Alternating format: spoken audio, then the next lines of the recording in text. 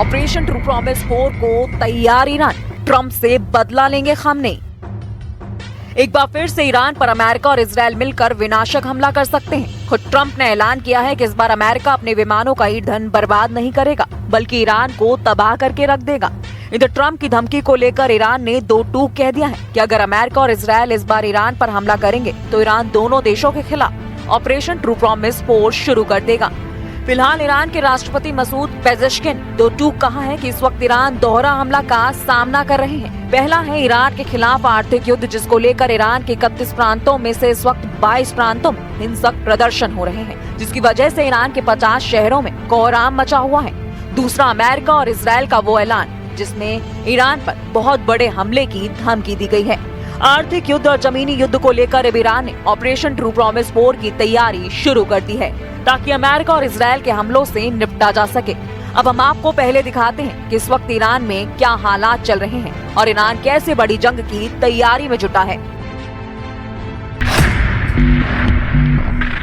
Iran के 50 शहरों में कोहराम, खामनेई के तख्ता पलट की तैयारी। 86 साल के ईरानी सुप्रीम लीडर अली खामनेई पिछले 36 सालों से ईरानी शासन की कमान संभाले हुए हैं। वो इस वक्त इकलौते ऐसे ईरानी नेता हैं जो ईरान का हर फैसला तय करते हैं। इस वक्त ईरान में जो आर्थिक हालात चल रहे हैं वो ईरान के इतिहास में सबसे खराब बताए जा रहे हैं। ईरानी मुद्रा रियाल की कीमत में भयंकर गिरावट आ चुकी है। इस वक्त $1 14,20,000 रियाल के बराबर हो चुका है। लेकिन जो तस्वीरें ईरान से सबसे ज्यादा परेशान करने वाली आ रही है वो है ईरान में हिंसक प्रदर्शन अब ईरान के 22 प्रांतों के 50 से अधिक शहरों में फैल चुके हैं। शुरुआत 28 दिसंबर को तेहरान के ग्रैंड बाजार से हुई थी, जो अब मशहद, जाहिदान, इस्फहान और हमदान जैसे बड़े केंद्रों तक पहुंच चुकी है। प्रदर्शनकारियों, IRGC और बासिज के बीच हिंसक झड़पें हुई हैं। रिपोर्ट्स के मुताबिक अब तक कम से कम 8 लोगों की मौत हो चुकी है और सैकड़ों घायल हैं। कई जगहों पर प्रदर्शनकारियों ने सरकारी दफ्तरों और पुलिस स्टेशनों को निशाना बनाया है। हमदान के अज़दाबाद में प्रदर्शनकारियों ने क्रांतिकारी गार्ड यानी IRGC के एक बेस पर कब्जा करने का दावा किया है। सड़कों पर अब तानाशाह की मौत और मुल्लाओं को ईरान छोड़ना होगा जैसे नारे लग रहे हैं। बहुत सारे ईरानी लोग सर्वोच्च नेता अयातुल्लाह अली खामनेई के शासन को खत्म करने की मांग कर रहे हैं। इधर ट्रंप ने कहा है कि अगर ईरान में प्रोटेस्ट करने वालों को गोली मारी जाती है या हिंसा के जरिए मारा जाता है तो यूनाइटेड स्टेट्स दखल देगा। प्रेसिडेंट ट्रंप ने कहा है कि हम पूरी तरह अलर्ट हैं और एक्शन लेने के लिए तैयार हैं। ट्रंप की इस धमकी के खिलाफ ईरान के नेता अयातुल्लाह खामनेई के सलाहकार अली लारिजानी ने चेतावनी दी है कि अगर अमेरिका ईरान में चल रहे विरोध प्रदर्शनों में हस्तक्षेप करता है तो पूरे क्षेत्र को इसके परिणाम भुगतने होंगे। उनका कहना है कि ट्रंप को ये जाने लेना चाहिए कि अमेरिकी दखलंदाजी अराजकता फैलाने के समान है। इस बीच ईरान के निर्वासित क्राउन प्रिंस रजा पहलवी ने अमेरिका के राष्ट्रपति डोनाल्ड ट्रंप को खुले तौर पर धन्यवाद दिया है।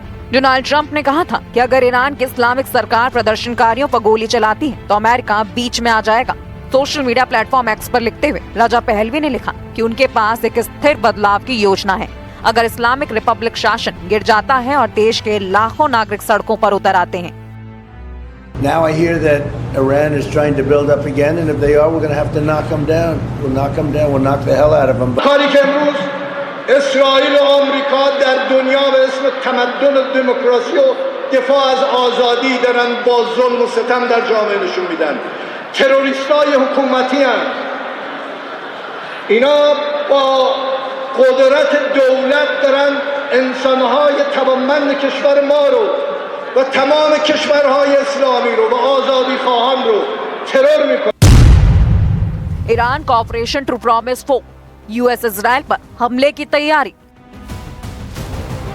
इजरायली प्रधानमंत्री नेतन्याहू और राष्ट्रपति ट्रंप के बीच में हाल ही में मुलाकात हुई है और रिपोर्ट्स के मुताबिक इजरायल अमेरिका पर दबाव बना रहा है कि ईरान के परमाणु ठिकानों पर दूसरे दौर के हमले यानी राउंड 2 स्ट्राइक्स किए जाएं। ईरान का आरोप है कि प्रदर्शन इजरायली और अमेरिकी खुफिया एजेंसियों की साजिश के तहत ईरान में हिंसक प्रदर्शन करवा रहे हैं। लेकिन साथ ही ईरान ने अपनी जंगी तैयारी में कोई कोर कसर नहीं छोड़ी है। जरा देखिए ईरान का ऑपरेशन ट्रू प्रॉमिस 4 अगर इजरायल और अमेरिका के खिलाफ होता है तो ईरान कौन कौन सी मिसाइलों और हथियारों का इस्तेमाल कर सकते हैं।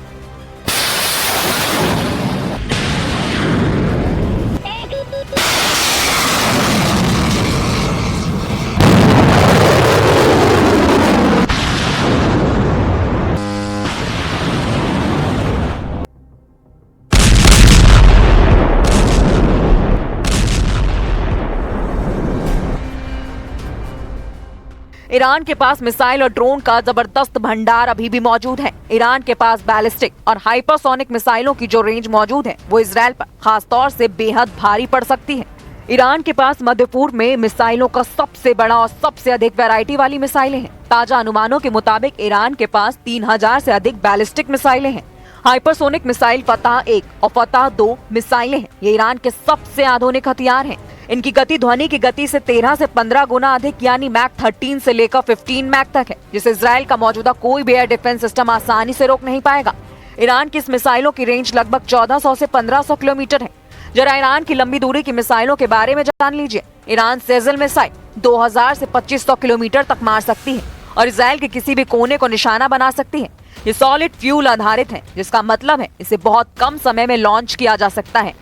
खोरमशर इसकी मारक क्षमता 2000 किलोमीटर है और ये 1500 किलोग्राम का भारी वॉरहेड ले जा सकती है। सटीक मार करने वाली मिसाइल खैबर शेकन इसकी 1450 किलोमीटर और ये अपनी फुर्ती के लिए जानी जाती है, जो दुश्मन के रडार को चकमा दे सकती है।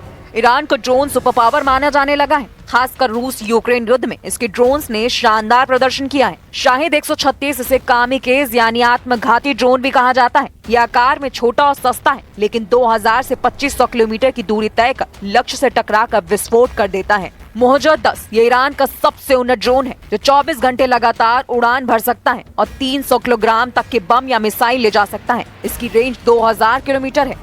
शाहिद 107 ये एक नया टोही और हमलावर ड्रोन है, जिसे विशेष रूप से स्वार्म अटैक यानी दर्जनों ड्रोन का एक साथ हमले के लिए डिजाइन किया गया है।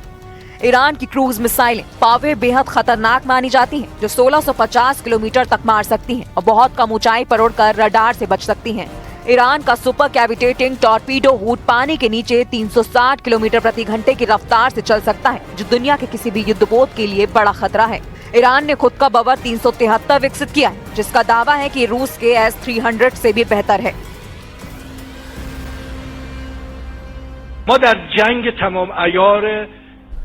We are engaged in a full-scale war. Right now, the enemy has placed most of its hopes on knocking us down through economic pressure. You cannot conquer a nation with bombs, fighter jets, or missiles. To defeat us, they would have to come and face us on the ground. And if they were to confront this nation on the ground, if we remain determined, united, and committed to working together to make our country proud, it would be impossible for them to bring Iran to its knees.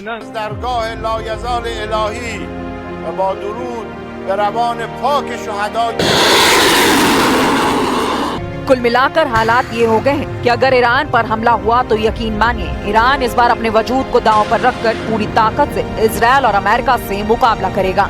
अब देखना होगा कि Iran में चल रहे प्रदर्शनों को कैसे काबू किया जाता है और क्या अमेरिका और इजराइल रूस ईरान पर हमला करने की हिम्मत जुटा पाते हैं।